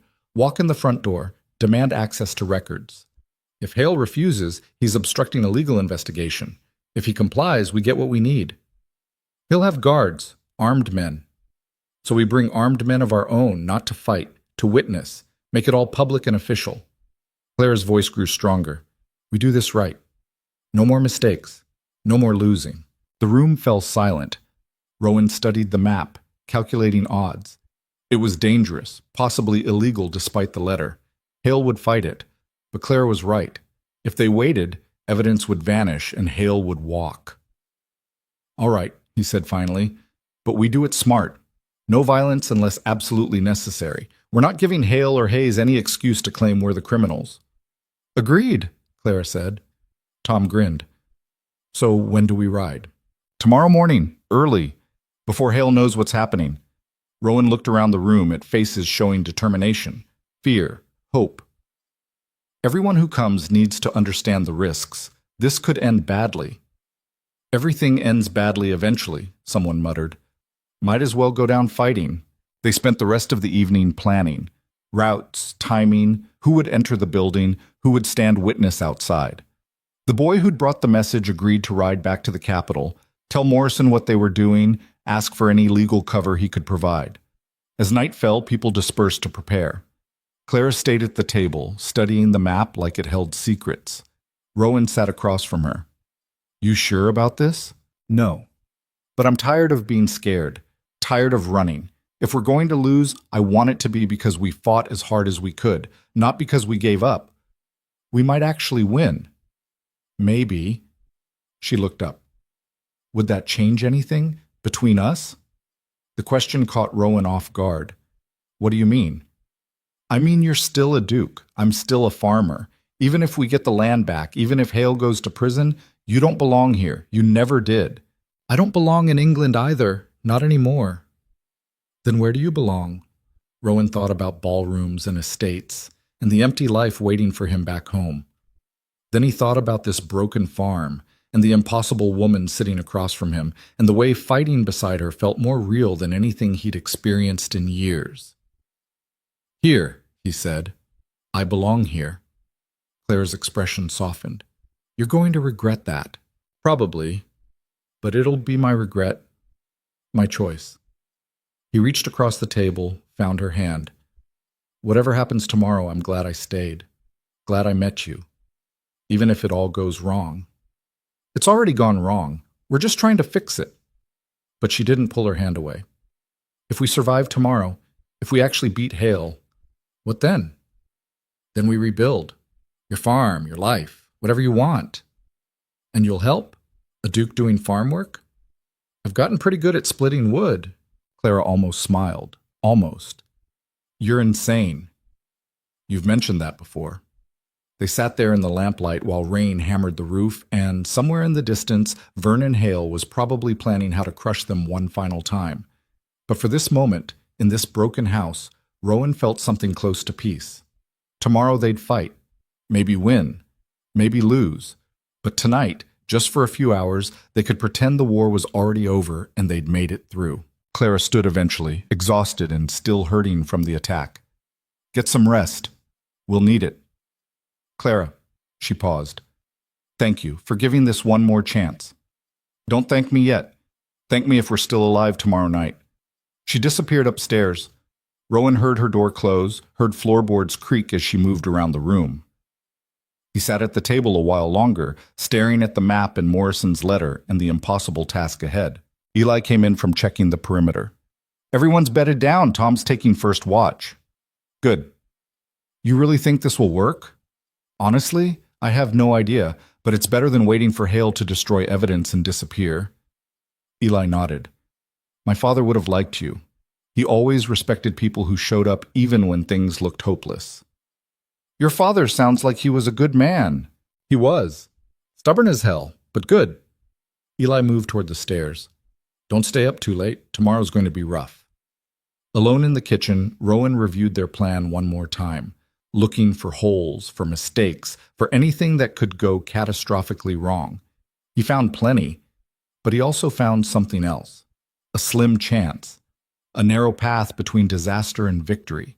If they moved fast enough, if Hale didn't expect them, if everything went exactly right for once. A lot of ifs. Outside, the storm intensified. Thunder rolled across the valley. Lightning lit the windows in brief, stark flashes. Rowan thought about his mother, about the promise he'd made. Find someone real, find something worth fighting for. He'd found both. Now he just had to survive long enough to keep them. He climbed the stairs, past Clara's room where lamplight showed under the door, heard her moving around, probably unable to sleep despite the exhaustion. His own room, bare except for a bedroll and the few possessions he'd carried from England, felt temporary, like he was still just passing through. Maybe he was. Maybe after tomorrow he'd be arrested or killed or forced to flee. Or maybe, just maybe, he'd finally found a place to stop running. Rowan lay down without undressing, listening to rain and thunder and the old house settling around him. His last thought before sleep took him was Clara's voice asking where he belonged. Here, he thought again, against all logic and probability. Here! The storm raged through the night. By morning it had passed, leaving the valley washed clean and bright. Rowan woke to sunlight streaming through the window and voices downstairs. He descended to find the kitchen full of people, not just Tom and Eli and the men from yesterday. Dozens more, farmers, workers, families who'd lost land to hail. Even Jacob was there, looking uncomfortable but determined. Word spread, Tom explained. Seems like everyone wants to see this through. Clara stood by the window, counting heads. When she saw Rowan, she nodded. 43 people, more than I expected. More witnesses, Rowan said. Makes it harder for Hale to claim anything improper happened. Or gives him more targets. But Clara was smiling slightly. Either way, we're committed now. They rode out an hour later. 43 riders moving through the valley like an army, though armies usually had better weapons and more formal training. This was just desperate people making a last stand. The town appeared ahead, small and quiet in the morning light. A few early risers stopped to watch the procession pass. Word would reach Hale within minutes, but they'd planned for that. Hale's office occupied a 2-story building on the main street. Brick construction, expensive glass windows, a sign proclaiming Hale Enterprises in gold letters. Guards stood outside, 4 of them, armed with rifles. The rider stopped in the street. Rowan dismounted, Clara beside him, Morrison's letter in his hand. One of the guards stepped forward. Office is closed. Tell Mr. Hale that Duke Rowan Blackthorne is here on official business. He can let us in voluntarily or explain to federal marshals why he obstructed a legal investigation. The guard hesitated, looked at the 40-plus people watching, looked at Rowan's formal letter bearing official seals. Wait here. He disappeared inside. Minutes passed. The crowd grew as townspeople emerged to see what was happening. Rowan spotted the county clerk across the street, looking pale. Sheriff Hayes appeared from his office, hand on his pistol but not drawing. The guard returned. Mr. Hale will see you. You and the woman only. Everyone else stays outside. Agreed. Rowan glanced at Tom. Keep everyone calm, no matter what happens. Tom nodded grimly. Rowan and Clara walked toward the door. The guards parted, and together they stepped into Vernon Hale's domain, knowing that whatever happened next would determine everything. Hale's office smelled like expensive tobacco and older money. Dark wood paneling, leather furniture, oil paintings of landscapes Hale probably didn't own yet but planned to. Everything calculated to intimidate. Vernon Hale sat behind a desk the size of Clara's kitchen table, looking calm despite the mob outside his window.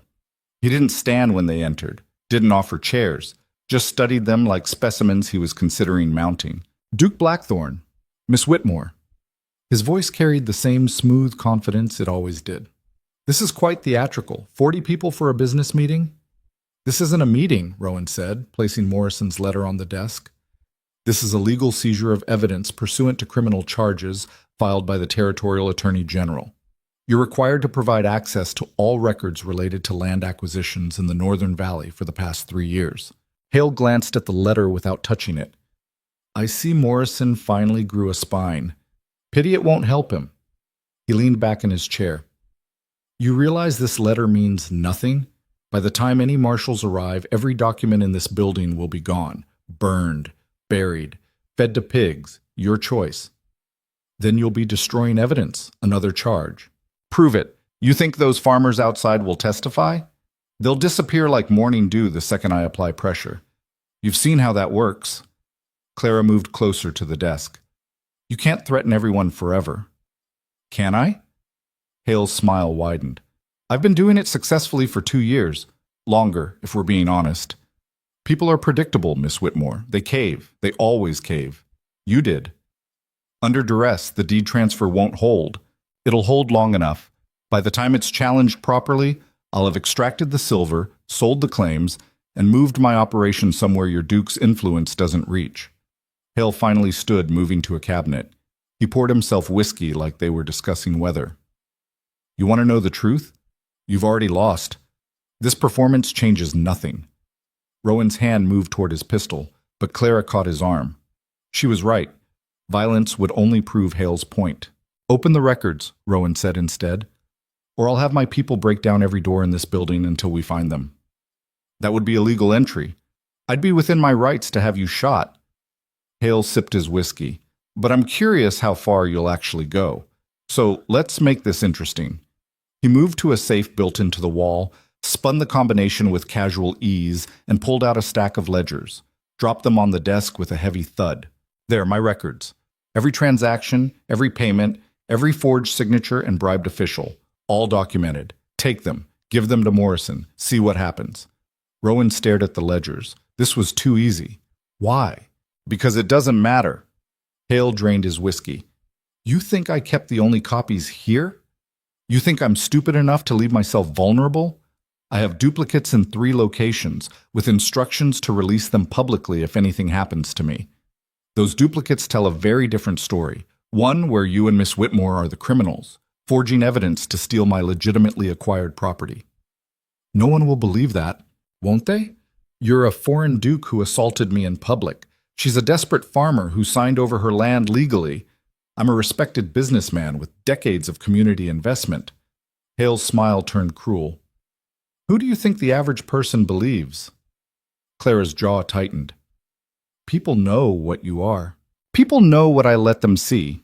And what I let them see is a successful entrepreneur who's transformed this valley from worthless scrubland into valuable commercial territory. The families I displaced? Tragic but necessary for progress. Your father? An unfortunate accident. You? A stubborn woman who refused a generous offer. My father was murdered. Prove it. Oh, wait, you can't. Because the only witness is dead and the only evidence is speculation." Hale moved back to his desk. "You want these ledgers? Take them. But understand that the moment you do, I activate my insurance policy. By sunset, every newspaper in the territory will have a story about how Duke Blackthorne and his accomplice attempted to frame me for crimes they committed themselves. Your reputation will be destroyed. His family's name will be mud. And I'll still have my silver ichoshishen." The room fell silent except for distant voices from the street. Rowan looked at the ledgers, at Hale's confident face, at Clara's barely controlled rage. This was the trap. Take the evidence and be destroyed by Hale's counter-narrative. Leave it and have nothing to give the marshals when they arrived. "There's a third option," Clara said quietly. Both men looked at her. She moved to the window, gestured outside. "All those people out there? They're not just witnesses. They're victims. Every family you destroyed, every person you threatened, every life you ruined for profit." Her voice grew stronger. "You can control what newspapers print. You can bribe officials and buy judges. But you can't silence 40 people all telling the same truth at the same time." Hale's expression flickered. Just for a moment, but Rowan caught it. Uncertainty. "Public testimony means nothing without evidence," Hale said. "It means everything when it's this many people." Clara turned from the window. "You built your empire on fear and silence, on isolated families too scared to stand together. But we're not isolated anymore. We're not silent. And when the marshals arrive, every single person outside will tell them exactly what you did. Hearsay. Inadmissible. Maybe legally, but politically." Clara smiled without warmth. "Morrison's already facing pressure from the governor. Webb's articles have the whole territory watching. 40 testimonies from victims, all corroborating each other, all pointing to you. Even your bought judges will have trouble dismissing that." Hale's calm mask was cracking. "You're bluffing." "Am I? Let's find out." Clara moved toward the door. "We'll take your ledgers, give them to Morrison, let you release your counter-story, and then we'll see whose version the public believes, a railroad baron protecting his interests, or 40 families who lost everything. They won't testify. I'll destroy anyone who tries." "You can't destroy everyone. That's your problem. You've gotten so used to crushing individuals that you forgot what happens when they stop being individuals and become a group." Clara opened the door. "Thank you for the ledgers, Mr. Hale. They'll be very useful." Rowan grabbed the stack, heavy and damning in his hands. Hale stood frozen behind his desk, his carefully constructed confidence finally failing. "This isn't over," Hale said. "You're right," Clara replied. It's not over until you're in prison or dead. Everything until then is just waiting. They walked out. The crowd outside had grown. Rowan counted at least 60 people now, more arriving every minute. Word had spread through the valley like wildfire.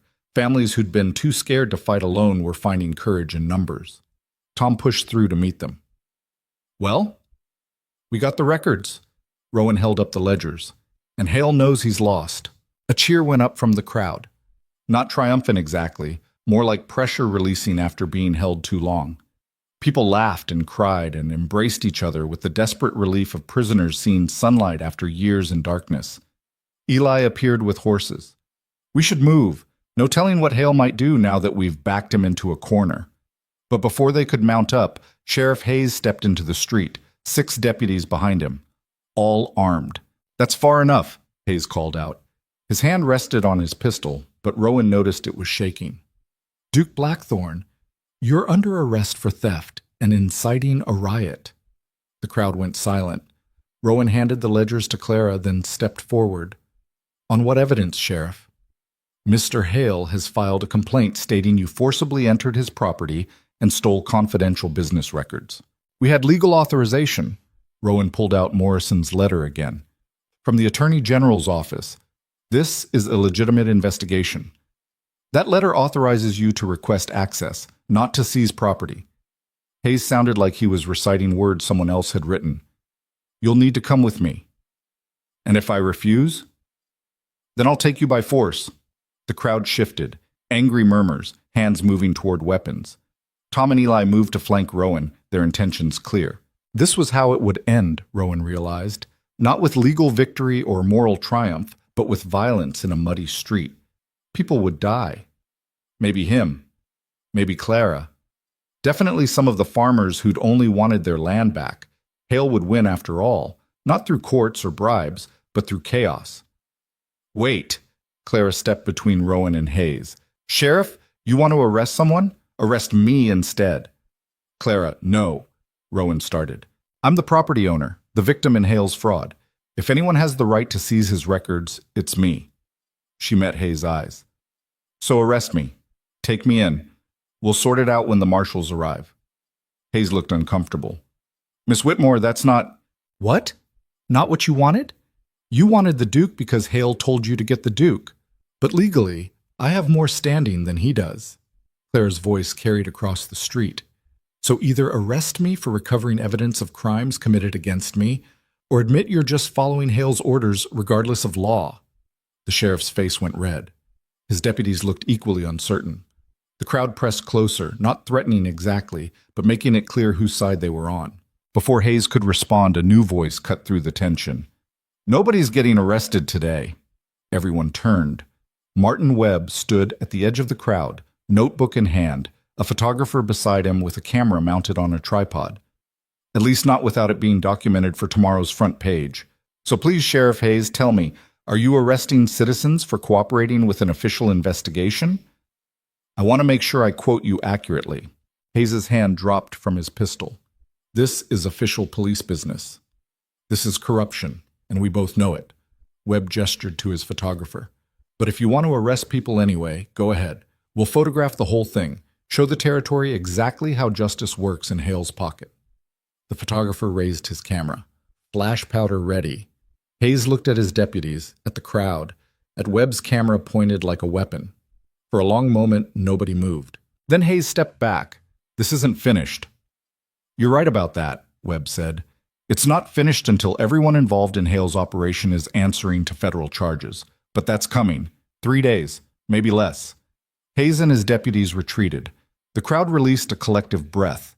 Webb approached Rowan and Clara, grinning. Thought you might need backup. How did you know to come? Rowan asked. The boy you sent to Morrison stopped by my office first. Told me what you were planning. Figured it might make a good story. Webb glanced at the ledgers Clara held. Speaking of which, those look interesting. They're Hale's records. Everything Morrison needs. Mind if I take a look? Off the record, just to confirm what we're dealing with? Clara handed them over. Webb flipped through pages, his expression growing darker with each entry. This is worse than I thought. He's been running this scheme for 4 years, not 2. Dozens of properties, hundreds of thousands in fraud. Can you print it? Clara asked. I can print excerpts. Enough to show the public what he's done without compromising Morrison's investigation. Webb looked up. But you understand what happens next. Hale won't go quietly. He'll fight, use every resource he has. Let him fight, Clara said. We're not backing down. Webb nodded slowly. Then I'll make sure people know the truth, all of it, no matter who it upsets. They spent the rest of the day at Webb's office documenting everything: names, dates, forgeries, bribes. Webb's photographer took pictures of key pages. Two of Webb's assistants copied transactions by hand, creating redundant records in case Hale tried to destroy the originals. By evening, they had enough material for a week's worth of front pages. This goes to print tonight, Webb said. Tomorrow morning, everyone in the territory will know exactly what Vernon Hale is. He'll sue you, Rowan warned. Let him. I've been sued before. Never by someone this guilty, though. Webb grinned. This is going to be fun. They left the newspaper office as the sun was setting, carrying copies of everything Webb had documented. The crowd that had gathered at Hale's office had dispersed, but people still watched from windows and doorways. The whole town felt like it was holding its breath, waiting to see what happened next. Clara stopped in the middle of the street, looking around at the buildings and people in the valley beyond. It's not over, she said quietly. Even with the ledgers, even with Webb's articles, Hale's still out there, still dangerous. The marshals will be here soon, Rowan said. And if they're not, if Hale runs before they arrive, or if he has friends in places we don't know about. Clara turned to him. We can't count on the system to save us. We learned that already. Then what do you suggest? We don't wait for rescue. We finish this ourselves. That night, back at what remained of Clara's farm, they made plans. Not to attack Hale directly. That was suicide. But to cut off his escape routes, freeze his assets, make it impossible for him to run or hide. Tom knew a telegraph operator who owed him favors. Messages went out to banks in every major city, warning them about Hale's impending arrest and freezing his accounts pending investigation. Eli contacted friends in the railroad company who weren't on Hale's payroll, convincing them to deny him transport or passage. Jacob spread word through the valley that anyone helping Hale escape would be considered complicit. They built a cage around him, not made of bars, but of blocked roads and frozen money, and a community that had finally stopped being afraid. The morning Webb's article hit the streets. Rowan stood on Clara's porch watching smoke rise from the town. Not from fire. From people burning papers and cutting ties, trying to distance themselves from Hale's collapsing empire. The county clerk resigned. 2 judges quietly left town. Sheriff Hayes barricaded himself in his office, refusing to answer questions. The cage was tightening. Clara emerged from the house, wearing fresh clothes someone had donated. Her face still showed bruises from the attack, but her eyes were clear, determined. Webb's office just sent word, she said. Hale tried to board a train this morning. The railroad refused him passage. Where is he now? Holed up in his office with a dozen guards. Says he's not leaving until the marshals arrive and he can clear his name through proper legal channels. Rowan almost laughed. He actually thinks he can fight this in court? He's desperate. Desperate men do stupid things. Clara sat on the porch steps.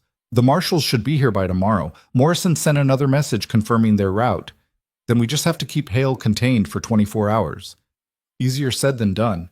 He's still got men, money, weapons. If he decides to make a run for it, a gunshot echoed from town. Then another. Then a dozen more in rapid succession. Rowan and Clara were running before the echoes faded, grabbing horses, shouting for Eli and Tom. They rode hard toward the sound, hearts pounding, expecting the worst. The scene they found was chaos. Hale's office building had its windows shot out, guards firing into the street from behind barricades. Across from them, townspeople had taken cover behind wagons and barrels, returning fire. What the hell happened? Rowan demanded, sliding off Archer. A shopkeeper crouched nearby answered. Hale tried to make a run for it. Someone spotted him loading a wagon with papers and gold. Tried to stop him. His men started shooting. Another volley of gunfire. Someone screamed. This was it, Rowan realized, the moment everything fell apart. People were going to die over a plot of land and some silver deposits. All their careful planning, all their legal maneuvering, gone in an instant because Hale would rather kill than surrender. "We need to stop this," Clara said, "before someone dies." "How?" "We go out there. We get shot." "Then we don't go out there. We go in." Clara pointed to the alley beside Hale's building. "There's a back entrance, loading dock. If we can get inside, that's suicide. So is letting this turn into a massacre?" Clara was already moving. "Come on!" Rowan grabbed Tom and Eli, and together they circled around while the gunfight continued. The back entrance was unguarded. Hale's men were all focused on the street. They slipped inside. The building's interior was dark, smoky from something burning upstairs. Rowan heard voices shouting, boots on floorboards, the sound of papers being shuffled frantically. They climbed the back stairs carefully, reached the second floor, found Hale in his office, surrounded by guards, feeding documents into a small stove that was belching smoke. "Stop!" Rowan stepped into the doorway, pistol raised. Every guard spun toward him. 6 weapons pointed at his chest. Clara, Tom, and Eli fanned out behind him, equally armed. Hale looked up from the stove, his face smudged with ash and desperation. "You're too late. Everything's burning." "Not everything. We have copies. Webb has copies. Morrison has the originals." Rowan kept his voice steady despite his racing heart. "It's over, Hale. The marshals are coming. Your empire is finished. You can surrender or die. Choose." "Die?" Hale laughed high and cracked. "I built this territory. I brought civilization to wilderness. I created value where there was nothing. And you want me to surrender to farmers and foreign nobles who don't understand progress? I understand corruption when I see it. Corruption is just business by another name. Everyone takes shortcuts. I just took them more efficiently." Hale grabbed another stack of papers, fed them to the flames. "You think destroying me changes anything? Someone else will do exactly what I did. Someone always does. That's how the world works." "Maybe," Clara said, "but they'll have to answer for it too, because we're not stopping. Not with you. Not with anyone who comes after you." Hale stared at her. "You actually believe that? That justice matters? That fighting back changes anything?" "I believe my father died trying to stop you. I believe 40 families lost everything because you decided their lives were worth less than your profit." Clara's voice didn't waver. "And I believe that if we don't fight people like you, then everything he died for was meaningless. Your father was a fool. Maybe. But he was a fool who stood up. That's more than most people can say." Outside, the gunfire had stopped. Voices shouted for Hale to surrender. Someone was calling for water to fight the fire spreading from the stove. Hale looked around his office, at the burning papers, at the guards who were starting to lower their weapons, at the empire crumbling in real time. "You want me to surrender? Fine. But it won't bring back your father, won't rebuild your farm, won't change the fact that I owned this valley for 2 years and did whatever I wanted." "You're right," Clara said. "Nothing changes that. But what happens next? That's on us. And we're going to make sure everyone who comes after you knows there's a price for treating people like they're disposable." Rowan watched something shift in Hale's expression. Not acceptance exactly, not even defeat, just exhaustion. The look of a man who'd fought as hard as he could and finally ran out of road. "All right," Hale said quietly. "I surrender." The marshals arrived the next morning to find Vernon Hale already in custody, guarded by half the valley. Sheriff Hayes and the county clerk were arrested within hours. The investigation expanded to include judges, railroad executives, and mining company officials. Within a week, 23 people had been charged with crimes ranging from fraud to murder. The trial took 3 months. Rowan testified. Clara testified. 40 families told their stories to a courtroom packed with journalists from across the territory. Webb's newspaper ran daily coverage, ensuring the whole country watched. Hale was convicted on 17 counts and sentenced to 20 years.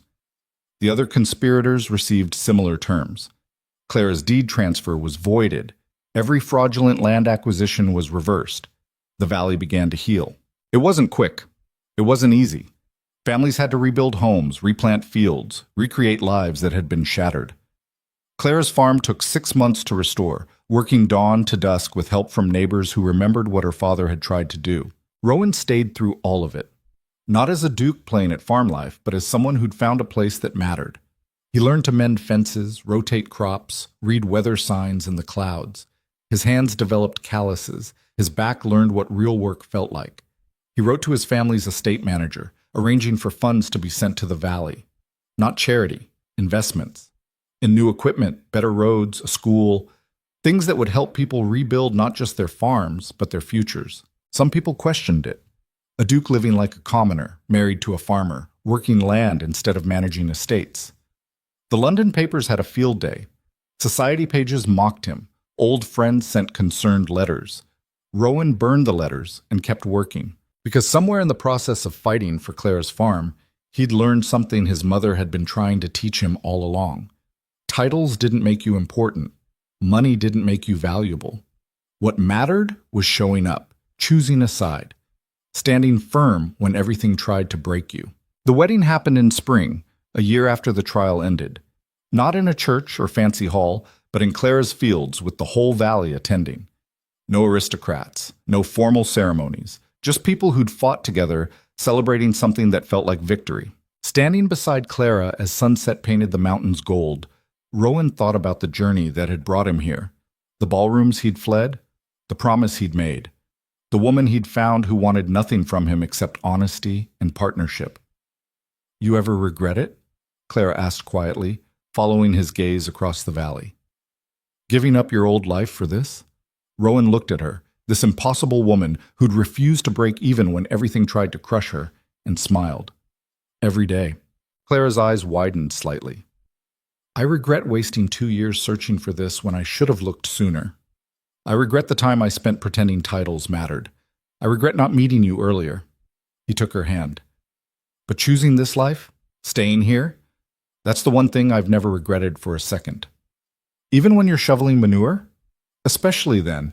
At least manure is honest about what it is." Clara laughed, and the sound carried across fields that had almost been stolen, but were now finally, truly theirs. Around them, people danced and sang and celebrated not just a wedding, but a victory that had cost them everything and given them back something more valuable. Community, resilience, the knowledge that when they stood together, even empires could fall. Tom raised a glass in toast. "To the Duke who became a farmer and the farmer who became a legend." The crowd cheered. Jacob added his own toast. "And to everyone who learned that fighting back might cost everything, but giving up costs more." More cheers.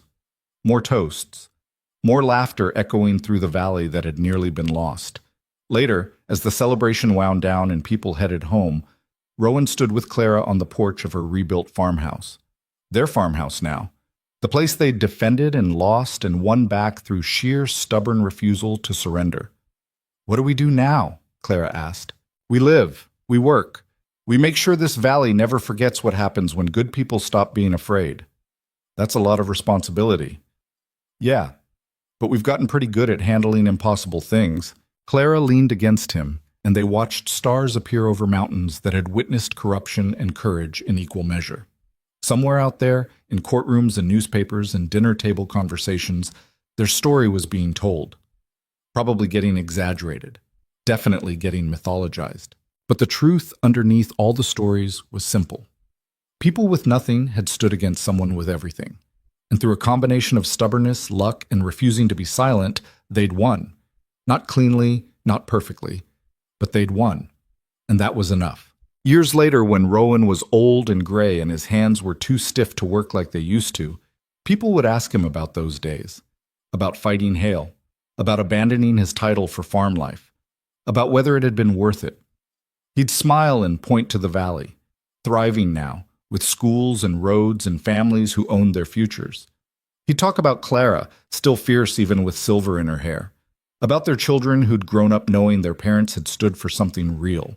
And he'd tell them the lesson he'd learned in that forgotten frontier town, the one his mother had tried to teach him in a London ballroom years earlier. Strength isn't found in power or wealth or titles that other people give you. Real strength comes from choosing to stand beside someone when the whole world is trying to break them. From fighting for what's right even when you know you might lose.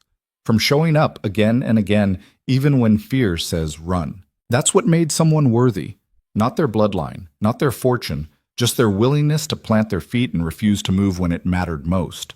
The valley understood that now. understood that empires built on fear and corruption could fall, that ordinary people standing together were stronger than any amount of money or influence, that sometimes the only thing separating victory from defeat was the simple, stubborn choice to keep fighting one more day. Vernon Hale had understood power, but he'd never understood people, never grasped that you could crush individuals, but communities were different, harder to break, impossible to silence completely. That had been his mistake, and it had cost him everything.